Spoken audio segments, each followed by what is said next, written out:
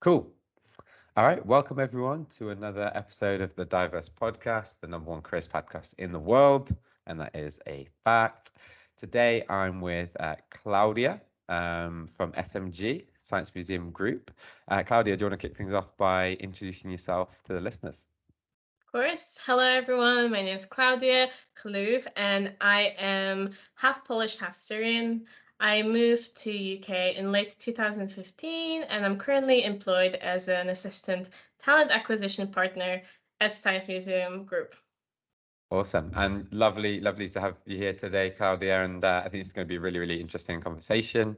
I'm in a fantastic mood because I'm on an island right now. I'm in Gran Canaria where the sun is shining, birds are singing. So that's why I've got a smile on my face. How are you getting on? How's your day going? Oh, you're always somewhere. Um, I'm all good. It could be better. I am in UK. The weather isn't great, but I'm very excited to be here and hopefully to not say too many funny things in anxiety. No anxiety here, sorry. I'm sure you're going to do absolutely amazing. And you've got a really interesting journey, which I think a lot of people can really learn a lot from and take inspiration from. I think it's going to be really helpful to a lot of people listening. So I just want to say a really big thank you for joining and sort of spending some time with us, I guess, today. So why don't you dive straight in and tell us about your journey and how you got here, how you got to SMG, but yeah, going back as far as you want. Okay, so I will start briefly with my education background. So I grew up moving between Poland and Syria in primary school. So I moved every 2 years or so. It was a very nomadic upbringing. I think it's important to mention that I have had a quite resilient journey to where I am right now. In 2012, I was actually in Syria when the Syrian revolution started. I was very lucky for it to not immediately affect my life as much as it did to many other people out there. But it did ultimately sort of impact my mental health and where I was in middle school, which is, I believe, year 9 till 11, which I came back to Poland to study.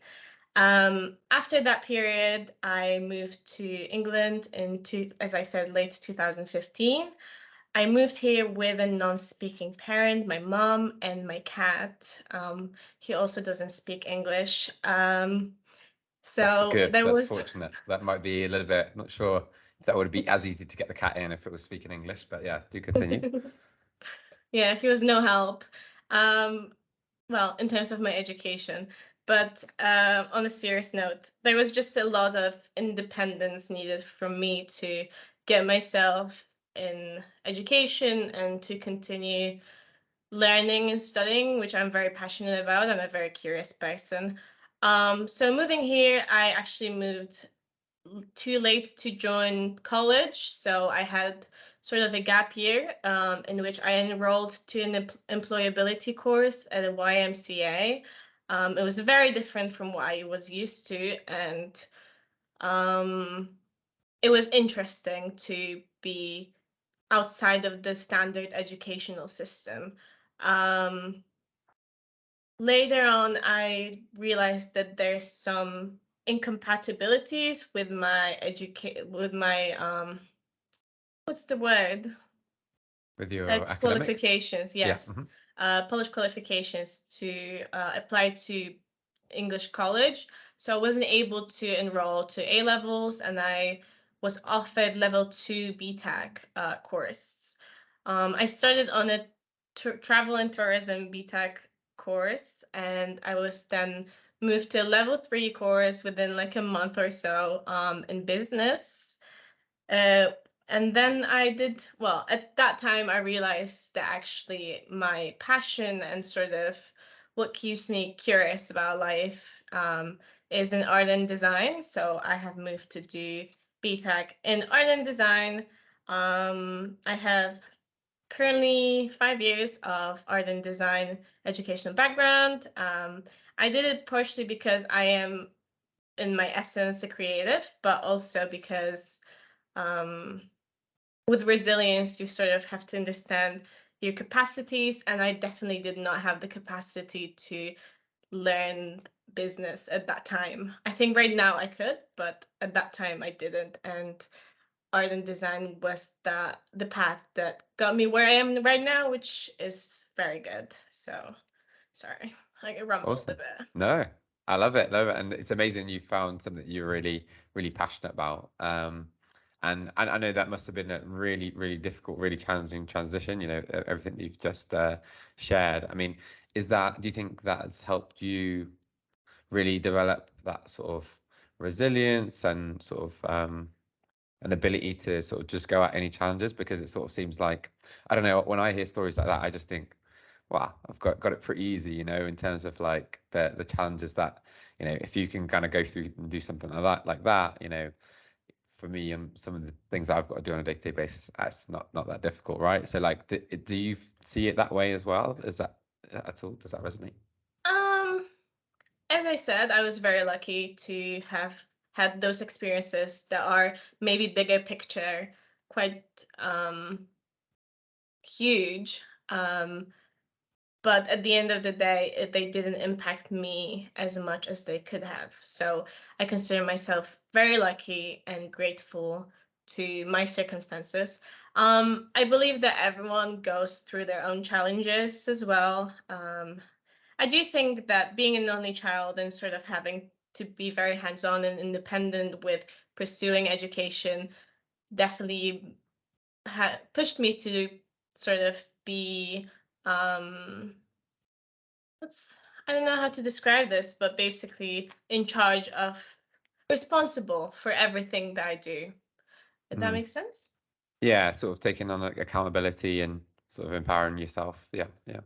Yeah, no, I think it's interesting, and we come across a lot of international students who kind of come over here and have to try and translate their qualifications or manage, visa processes, and it's kind of hard Yes. enough navigating your way through the educational system and Yeah. finding the career you want and getting that job when you're, in a normal scenario. And then I can only imagine how difficult that is once you layer on the visas and everything like that involved as well. So is there anything you would share, like for any international students listening, for example, to try to and anything you've learned to give people sort of confidence to make that transition?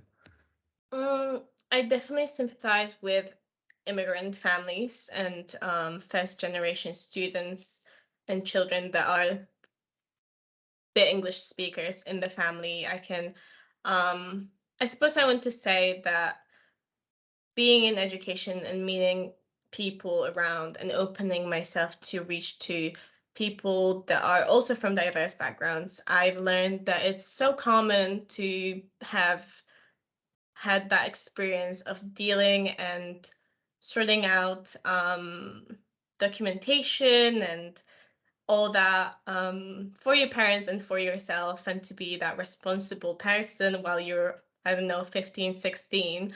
What I want to say is, I think we should appreciate that we had that sort of teaching period in life, and that it does eventually pay off, because those things never go away and you just grow to do that for yourself. So you have had that practice, and I just want to say stay strong about it. And I understand that it can get really overwhelming, and so do other people. So definitely open those conversations to find support. Definitely, definitely, and can definitely be challenging, but at the same time, it's very doable. There's certain, job boards and websites specifically for roles with that can cover visas, and we have one or two partners as well that are able to sponsor visas as well. And yeah, a lot tend to be the sort of big multinationals that are able to do that as well. So if you are an international student, then look out for those. And we've also recorded another episode specifically on that as well. So why don't we talk a little bit more then about your sort of career journey? So you've kind of got to the UK, you've had your battles with your qualifications and getting those matched Yeah. up. You've changed from tourism, business. You've done a bit of art, and then you found yourself working in a startup, right? So how was that experience for you? I think we need to go back one step. So after I graduated, I graduated in the climate of COVID, and that felt like, oh, yet another sort of world event affecting my life, which can be at times frustrating. I did work throughout studying in a hospitality role, so I already knew that making money and finances is important. Um, and then I found myself a bit in a, I suppose, dot. Like I found myself stuck with what I want to do, which I think is an experience for a lot of students, especially from creative backgrounds, but first generation students as well. I applied to many roles around sort of galleries and design studios and um, other media companies. Um, I found myself in a startup, as you mentioned, Toby, sort of to bridge that time from hospitality and education and gain more admin and office-based experience. I was very lucky to actually find myself in a startup that was around recruitment and about recruitment. I haven't previously had any exposure to recruitment, so it was really interesting how that brief experience with the startup impacted my career now and how I was able to secure a role that I'm definitely doing really well in and really enjoying. So yes, I have been in startup, and that has been a huge impact on my career steps. Surprisingly, I didn't expect that, but I think it's just to show that if you're open to take on work experience and to sort of not have a very firm decision around what you want to be doing, you can then end up with so many skills and skill sets to bring to different roles. So you were a creative recruiter then. You must have stood out a lot in that in that world, I guess, with your yeah, that's quite unique. So Well, and so up assistant at the moment, but yeah. well, there you go, there you go. And so up until that point then, so you mentioned you were trying to get into media. That I guess that would align more obviously with your sort of passions that you have at that point, I guess. And so how was that then sort of going through applications and not quite getting into the maybe the media roles that you wanted to get into? How did you sort of stay positive throughout that process and kind of keep moving forward, I guess, and get to the right place now? I would say I've always been a high achiever and a tryhard. I think when you're a nomadic person, you sort of have to always be adaptable, and with that adaptability, you have to try your best to I guess fit, but to also just be happy with what you're doing in life in general and education, so on. Um, in terms of getting rejected to other roles, I would say the preparation that I've done to apply to them have been really interesting. So I tried to keep myself curious and doing the research and learning about the companies and about the roles. And I think somewhere in between all of that, I've realized that the professional world can be approached creatively and can actually be a much more creative area than you would think coming from an art and design background. Because there's so many ways to communicate a job, and there's so many ways to assess people's skill set. But going back, because I've been like moving forward already, to the rejections, I would say they didn't impact me that much. I have focused on, I would say, maybe 5 companies. I mainly applied to, as I said, art galleries, but mainly front of the house, and some media and design studios. And I really tailored my application and CV to each of the roles. Getting rejection wasn't nice, but I understood that I have this period of two months, and I was very privileged to give myself that time to really focus on applying, and I didn't lose hope, and I secured my current role, so it worked out. Yeah, well, congrats on that. I mean, and this is the thing really. I mean, for any role, especially you know, a competitive graduate scheme or something like that, there's obviously going to be a lot more applications than there are places available. So, unfortunately, the majority of people who apply to a role, and I've got to see this from the other side, as doing the sort of recruitment side of things.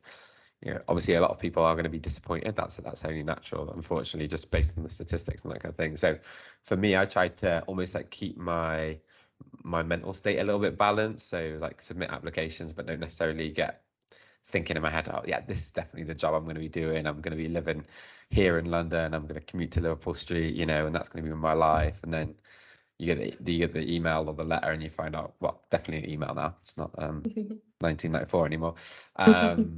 Where you find out you didn't get it, and it kind of crushes you quite a bit. So I think having that balanced mindset until you get the good news is the right way to go. And I've well, I don't know if I've ever shared this before, but I'm a big Arsenal fan, and my dream was to, well, I have many dreams. My dream was to be an Olympic gold medalist. To be fair, that was my dream. But after Of that, course. I was thinking, okay, it would be incredible to work at Arsenal, and I applied to a role as in marketing. Did an incredible application, obviously, took my time, made it really tailored, made a really, really good application. Interview went really well, and it felt like, okay, I'm definitely getting this job. You could just tell from what they were saying. They were like, okay, when can you start? Wink, wink, and all that kind of stuff. And I got actually down to the last two people, and I was so certain I'm going to be working at Arsenal. I just had my whole life planned out. I went to do the stadium tour. I was like, okay, cool. Make sure I know where I'm going to be working. And then I got the news that I didn't get it. And funnily enough, it was the person who got it is someone who I actually knew, who we actually went to primary school together, which is pretty crazy. But I say that to say, like, I felt in that process I did as well as I could do, and I got the feedback that was the case as well, and I still didn't get it. And it kind of was essentially down to the fact that the other person was a better aligned, better fit for them in that role in particular, and thinking about the balance of the team that they already have. So it's like I couldn't really have done anything during that process to change that necessarily. And so once you have that context, I think it helps, because then it makes you think, well, there's no point me kicking myself, is there, for how I performed? Because all you can do is prepare and do your best on a day, and then see what happens. Like, it's not like something wrong with you if you don't get every single job you go Definitely. for. Yeah. And I think you definitely also have to celebrate each of those steps you move forward during applications, because everyone tries hard and does their best. And I think I am a fate person, so I believe things that are meant for you come to you. And life is very unexpected sometimes. I'm sorry to hear that you didn't get it, but it sounds like you're still where you need to be. So that's the important.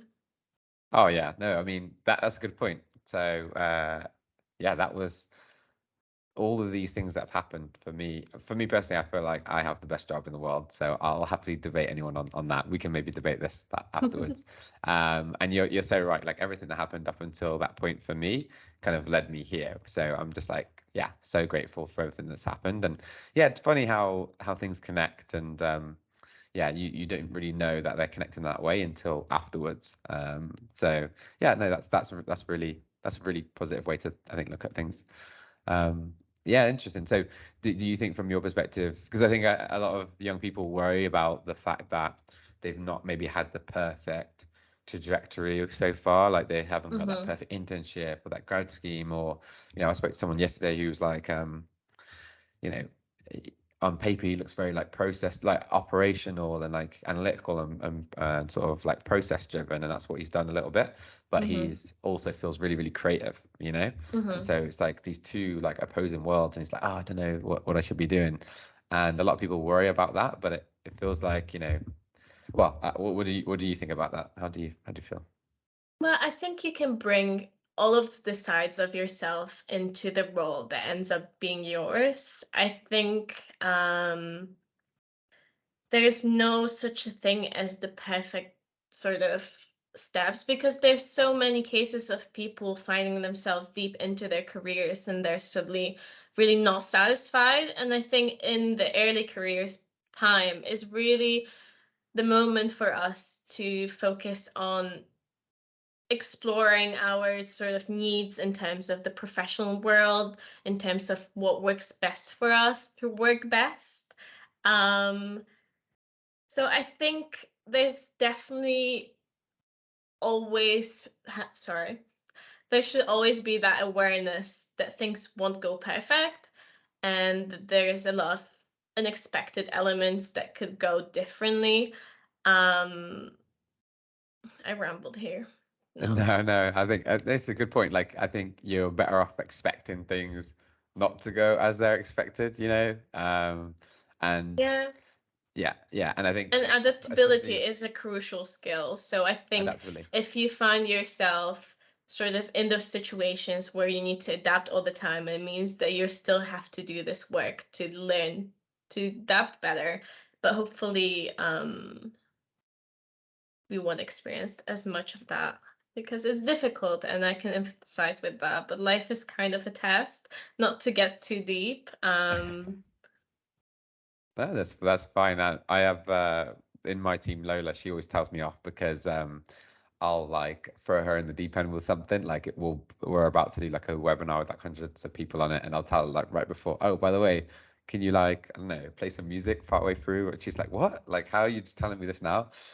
And sometimes you just need to adapt if you've got like a very demanding boss who's not as organized as they should be. So yeah, I think that's true. And yeah, I think it's fine if you're well, young or even later in your career, if you don't know exactly what you want to do, because I think that's exciting, to be honest, when you're in that discovery phase and you're like trying different things. And we kind of all in a rush to get set on something, like it's going to be like the forever thing in our career, but that doesn't necessarily exist at all, right? So I think, Yeah, yeah, and we should be open to like positive surprises, which do happen. And I think me sort of becoming a part of the Science Museum group and learning the scope of the sort of variety of roles within the museum sector that I was never made aware of because I just never had that growing up.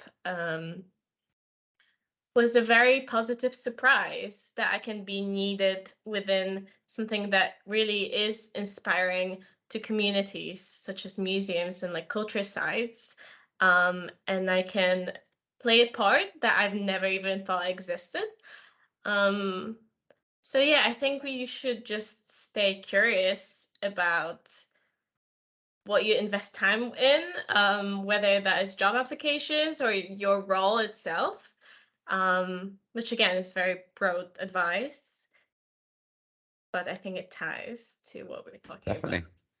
And so tell us a bit more about that. So you've kind of, it's interesting, you didn't really think about the museum space before, and you kind of discovered the science museum group. I wonder how you discovered the science museum group, but and you know, you've sort of found a place there and so yeah, I'd love to know what are the kind of like opportunities that you've sort of discovered that you didn't know about before, or just, you know, what it's like working in the world of museums. Okay. So after my some rejections and sort of that period of financial stress and applying to things, I was actually looking into your platform for insight and roles to apply to. So I came across the role I am in now.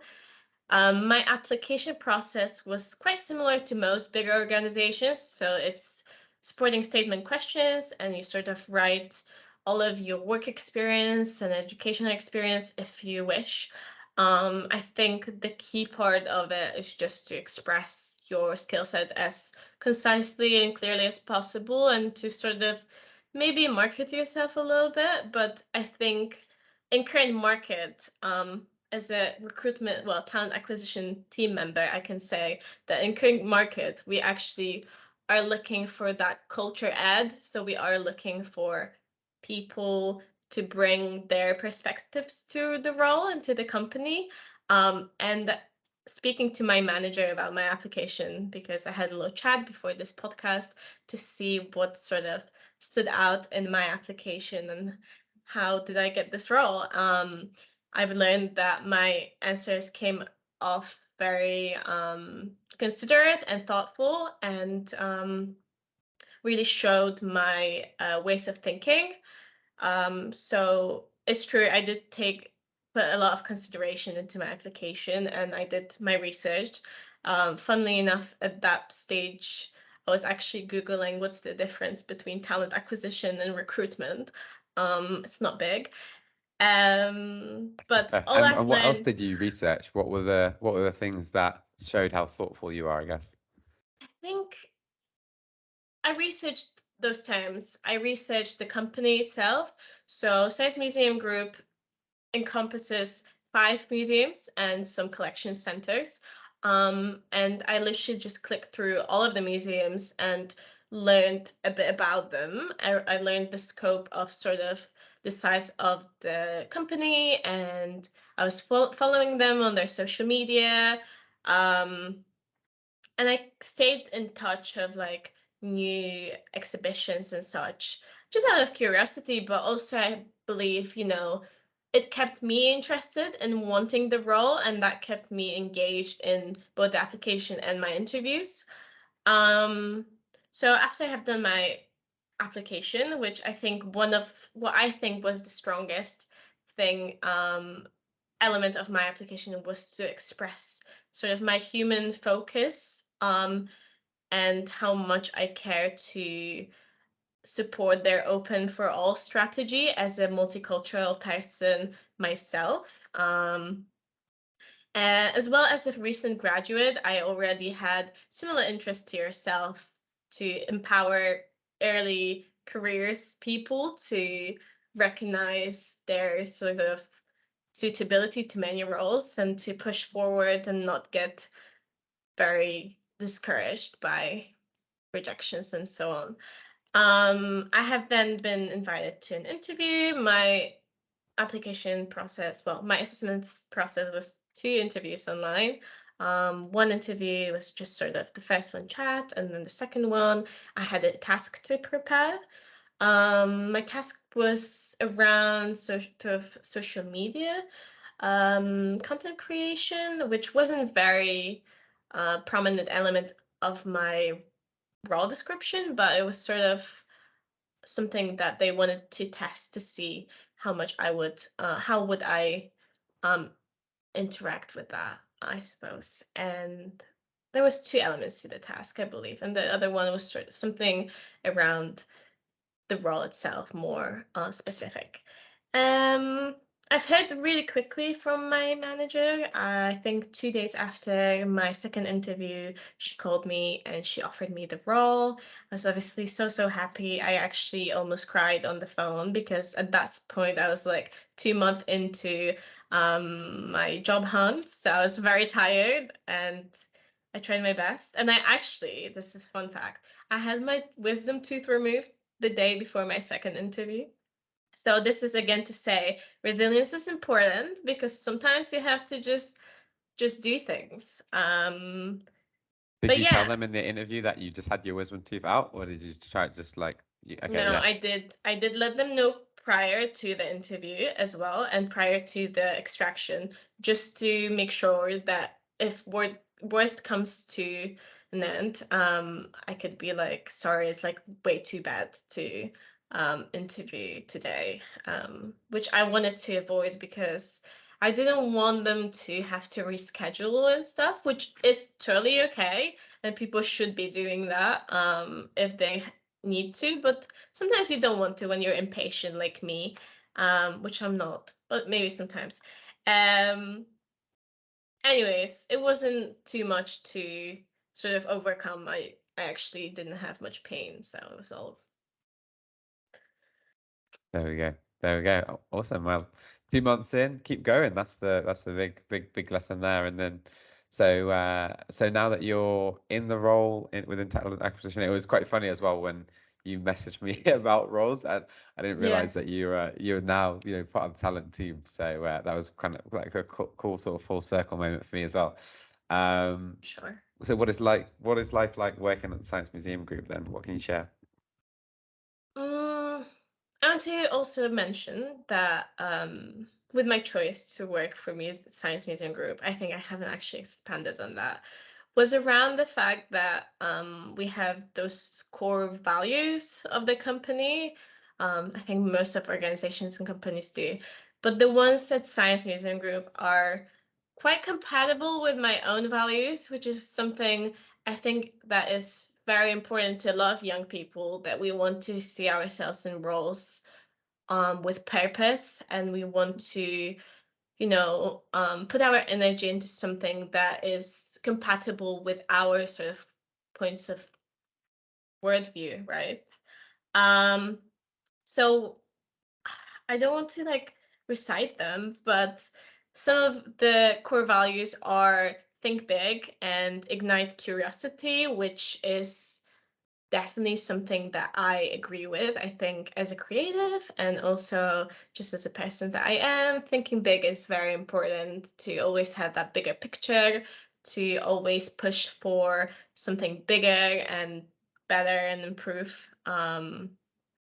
And in terms of curiosity, I mean, working for an organization that has like million objects in the collection is so curious. And we have like a little media library with all the photographs of the objects. So sometimes when I have a moment, I just like look through them and they're really curious. So I think, and I understood that my role being involving all of the sites, working across the whole group, my workload will be very diverse, and it is.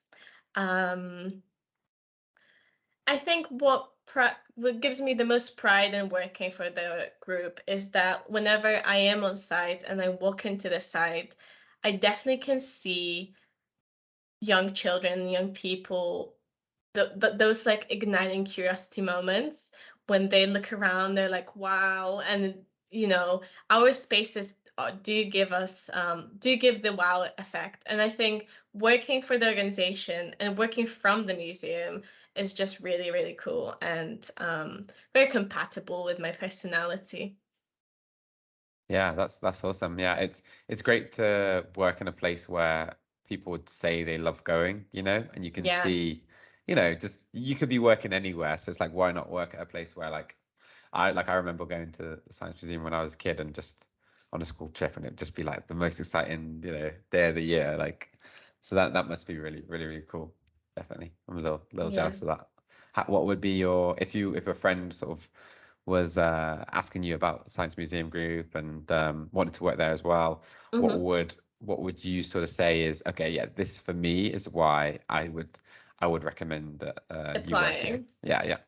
I mean, I don't want to come off too biased because obviously I am in the talent acquisition team, so I have a very hands-on role in terms of especially entry-level advertising, entry-level roles.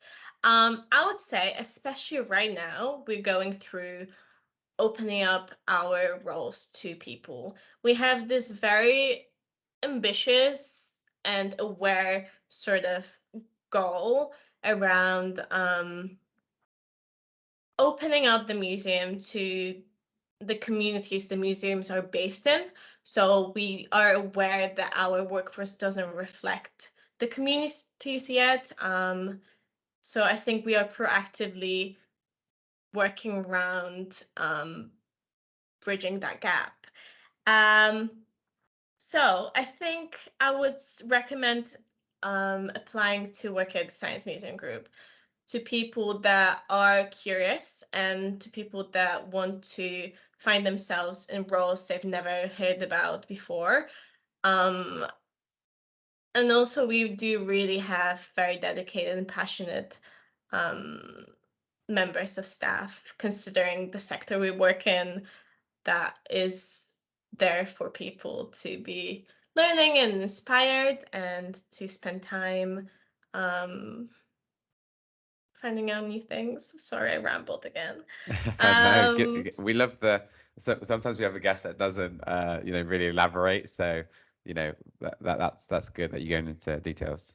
Thanks. But no, I want to say that with the Open for All strategy, which I am tirelessly supporting my team to work and implement in our hiring process, we have all these things that make our hiring process unbiased. Um, we have debiasing training. We have anonymized applications. So I suppose going back to the actual question, I would recommend applying because we are an organization that wants to hear from people and we want to connect with the applicants and their sort of skill set. Yeah, and I think that was one of the things that caught my eye when I first started to interact with the group, and is that desire to really make museums more accessible and like open to a wider variety of people, I think. Which I think is so important because sometimes you go to a museum and it doesn't feel like it's necessarily catered to everyone, with like the Mhm. language used and Yes. um yeah, just the language used and sort of it can sometimes feel like you could feel a little bit uncomfortable if you don't have a certain level of understanding or knowledge of whatever the subject is. Yes. Um, but for SMG, it feels very different in the sense that there's a strong desire to say, no, like this is great knowledge to have. It's exciting, like it's informative, and why shouldn't everyone have access to that? Which I think is cool and really unique for the space. And hopefully that's a trend that we see within the museum space because you think that would be really, really positive for the industry, right? So Yeah, definitely. yeah. I think it should definitely be the whole industry's goal, but it's for us for sure. And I think to add to this, the interactivity of our spaces as well, really allows you to dive in to the collections. And yeah, everyone at the group does great work. So I'm very proud to be a part of that. And I'm just speaking from my own experience. I think next week is my 4th month in the role, and I stayed inspired and curious continuously throughout all of it. Um, yeah, I definitely brought my own creativity in it. As I said, my role had elements of content creation, but I actually brought my creative background and I was supported by my team to do so, to progressively work on our LinkedIn. Please follow us on LinkedIn. Um, and I think we have a lot of cool projects coming within the team and also within externally to open our roles. We have some apprenticeships and internships coming. There's some assistant roles, so please do stay informed about them if you're interested, because you should be. Yeah, definitely. We'll have a link to our job board or to sign up, and we can let people know as soon as those roles drop. As a time of recording, like right now, we do have I think a couple roles live, which is really cool. So, um, I think it's brilliant that you've been able to stay creative within this sort of role that you have now and combine your creative passion in the in this position as well. So I think that's important because a lot of creatives then I think maybe struggle with that. So Mhm. is that a case of you just sort of being quite pushy in the sense that I want to contribute to this, I want to do a bit of that, and sort of contributing your eye for design. So, obviously my role isn't necessarily like the finite creativity that sometimes I was diving into within my studies. It's not as expressive. It still has to be corporate but also museumy. Um, so I just made up words. Um, but I would say what's creative in my role is that I work with I essentially work with creative people for a creative cause. And that is something that I've realized is really the key for me in workspaces. So after I graduated and I did all that soul searching with job hunting, I realized that the key isn't actually for me to necessarily be a craftsperson in the creative sense, is actually to speak of creative and inspiring projects and be a part of that. And for me, I am content right now in my career. I am content with working for an organization that does that. And I do definitely bring my creativity as much as possible And I'm very, very lucky to be supported and encouraged by my team to sort of develop my own skills and also upskill in different areas, such as recruitment, which I have been doing really well in. And it's actually really interesting because you get to have all these conversations about different roles. Like, for example, audience research. What is that? I've never heard of that before. But it is really good for me to learn about those roles. No, Yeah, that didn't make definitely. sense. Sorry. No, it's good. It's good to be, yeah, open-minded about different career paths you go down. Recruitment's a great example. It's essentially it's the hardest thing. Usually the hardest part of business is recruiting the right people, you know. So it's kind of like, and you learn that if you're going to be an entrepreneur or grow a business or be part of a business, like the main thing is the people, right? So it's kind of like the most Yeah, important aspect. And I don't know, I love it 100%. because it is so people focused, right? Like that's, you know, it's not like a product or a service, like you're literally focused on people, and when you help someone get a job, it's just the most amazing feeling. And so in terms of well, you've kind of shared quite a bit in terms of like how you went through the process, what you did well. You know, you've mentioned the value. So I think anyone listening now who's really interested in the Science Museum Group, obviously listen and think about those values, how well you align, be really tailored, really thoughtful with your application, definitely do your research.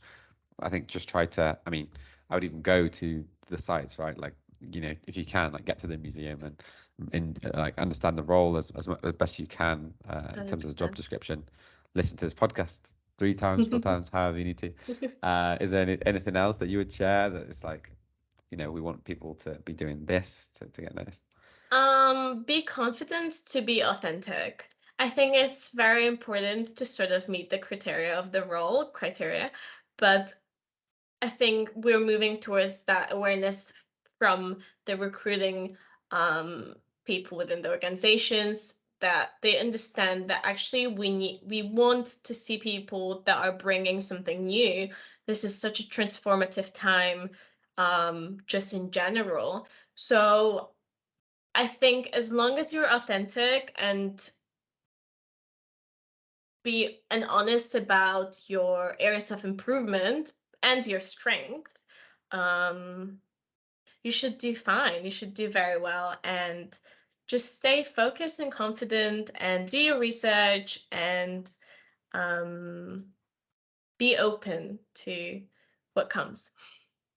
Yeah, yeah. I think that's interesting, like being authentic, because it's like a lot of people, I think, especially from, you know, underrepresented backgrounds, that tend to feel that bit of imposter syndrome. You know, I spoke Yes. to someone yesterday who's she's from South London, and the way she was sort of explaining it's like, oh, I really want to sound professional, and I was kind of asking her, what does that mean? And she was, Mm-hmm. you know, what she was describing was just someone who just isn't from her area, basically. And I was like, well, Mm-hmm.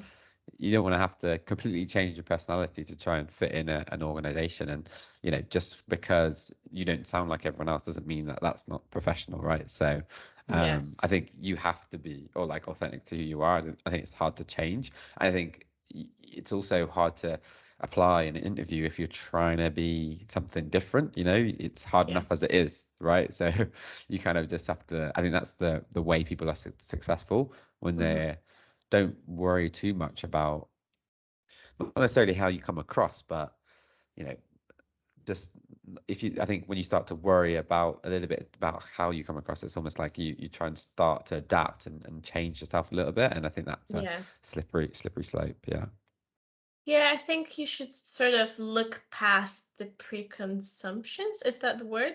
Around what professional language is, because we are moving to that direction of focus on accessible language. And accessible language means clear and concise, but also, without the business jargon, basically. And I myself have had imposter syndrome moments. That does happen when you don't see yourself sort of organically coming from where you think you should be coming from to see yourself within those organizations. And I think,